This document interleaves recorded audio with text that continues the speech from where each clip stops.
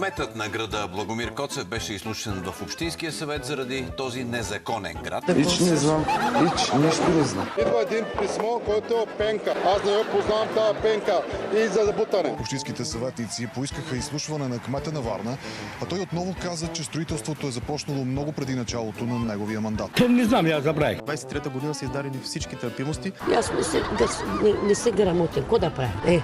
Едем фарлим, една подпис, На базата на които започва цялото това строителство. На тези снимки се виждат стотици отсечени дървета.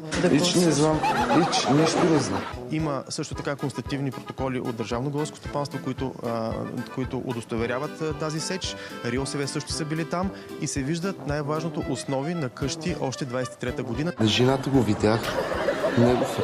Там има хора, които са решили по някакъв начин да установят собствен ред и да създадат собствени закони на територията на Република България, нещо, което няма да толерираме и много бързо ще му сложим край. Има и хора от общината и от държавни институции, които очевидно са им съдействали в това отношение. Ще бъде взето отношение по всички тези линии. Единственото решение в момента на този проблем е община Варна да изчисти гората. Истината рядко е това, което изглежда. Въпросът е, готов ли си да я видиш?